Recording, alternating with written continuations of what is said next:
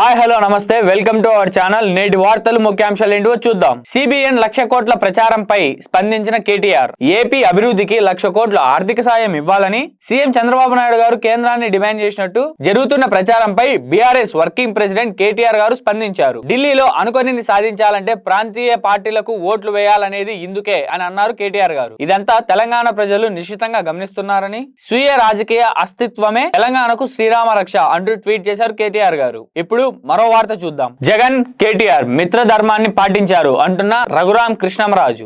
YCP assembly ఎన్నికల్లో ఎందుకు ఓడిందో BRS MLA గారికి తెలియకపోయినా ఏపీ ప్రజలకు తెలుసు అని రఘురాం కృష్ణ గారు అన్నారు. ఇద్దరు ఓడిపోయి మిత్రధర్మాన్ని పాటించారు అని మీడియా సమావేశంలో సెటైర్లు వేశారు. తెలంగాణలో బీఆర్ఎస్ ఓడిపోతే జగన్ గారు పట్టించుకోలేదు, మీరు మాత్రం ఆయన్ని ఓదారుస్తున్నారు. వైసీపీ పరాజయం కంటే ముందు తెలంగాణలో బీఆర్ఎస్ పార్టీ ఓడిపోవడానికి కారణాలు ఆలోచించుకోవాలని చెప్పారు. ఇప్పుడు మరో వార్త. కేంద్ర పరిశ్రమల శాఖ మంత్రి కుమారస్వామి నేడు విశాఖ స్టీల్ ప్లాంట్ ను సందర్శిస్తారు. ప్లాంట్ పనితీరు, ఆర్థిక పరిస్థితులపై సమీక్ష సమావేశం నిర్వహిస్తారు. నిన్న సాయంత్రమే ఆయన విశాఖకు చేరుకున్నారు. స్టీల్ ప్లాంట్ ప్రైవేటీకరణ వార్తల నేపథ్యంలో ఆయన పర్యటన ప్రాధాన్యం సంతరించుకునింది. ఇప్పుడు మరో వార్త ఏంటో చూద్దాం. టీడీపీ ఆఫీస్ పై దాడి కేసు, సజ్జల ముందస్తు బెయిలుపై ఈ రోజు విచారణ. 2021లో జరిగిన దాడి కేసులో వైసీపీ సీనియర్ నేతలు సజ్జల, ఆల రామకృష్ణారెడ్డి దాఖలు చేసిన ముందస్తు బెయిల్ పిటిషన్ పై నేడు హైకోర్టు విచారణ జరుపనుంది. ఇప్పటికే YCP MLC Appireddy, Talasila Raghuram, Devineni Avinash bail పిటిషన్లను వేశారు. మరోవైపు ఈ కేసులో పోలీసులు ఇప్పటికే 11 మందిని అరెస్ట్ చేశారు.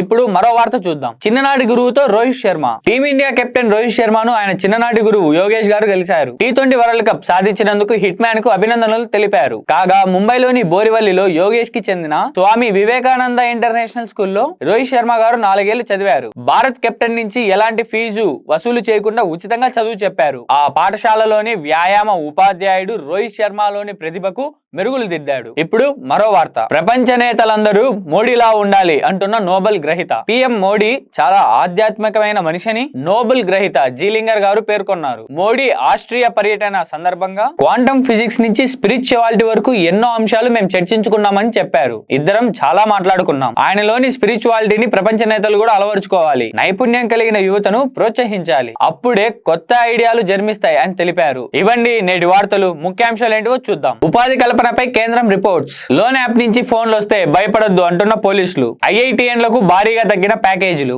వైద్య విధాన పరిషత్ రద్దు. అమరావతిలో జంగల్ క్లియరెన్స్ కోసం టెండర్లు. మహారాష్ట్రలో 6 నెలల్లో 520 మంది రైతులు ఆత్మహత్య. 10 ఎకరాల్లోనే రైతు భరోసా ఇవ్వండి అంటున్న రైతు సంఘాలు. అమ్మకు వందనం 15,000 తప్పనిసరి అంటున్న చంద్రబాబు నాయుడు గారు. అంగన్వాడీ కేంద్రాల్లో నర్సరీ పాఠాలు అంటున్న సీతక్క. టికెట్ల ధర పెంపుపై లోతుగా విచారిస్తాం అంటున్న హైకోర్టు. పవన్ కళ్యాణ్ గారి ఆదేశం మనకు కోనో కార్పస్ షెట్లు తొలగింపు. అవి ప్రకృతికి మంచివి కాదు అని గుర్తించిన పవన్ కళ్యాణ్. నేడు 3 జిల్లాల్లో చంద్రబాబు నాయుడు గారి పర్యటన. గ్రూప్ 2-3 పరీక్షల వాయిదాల ప్రచారం నమ్మద్దు అంటున్న తెలంగాణ ప్రభుత్వం. ఉద్యమిస్తున్న తెలంగాణ మళ్లీ పరిస్థితి మారుతుందా? నీట్లో ఎటువంటి తప్పు జరగలేదు, కేంద్రానికి సుప్రీం అఫిడవిట్. శుభ్మన్ గిల్ పై విమర్శలు. టీమిండియన్ బౌలింగ్ కోచ్ గా వినయ్ కుమార్. ఉక్రెయిన్ విషయంలో రష్యాతో వైరుధ్యాలు లేవు అంటున్న కేంద్రం. స్వదేశానికి ప్రయాణమైన ప్రధాని మోడీ. ఇవ్వండి నేటి వార్తలు ముఖ్యాంశాలు. మరికొన్ని వార్తలు ముఖ్యాంశాలతో మళ్ళీ మీ ముందరకు వస్తా. అంతవరకు సెలవు.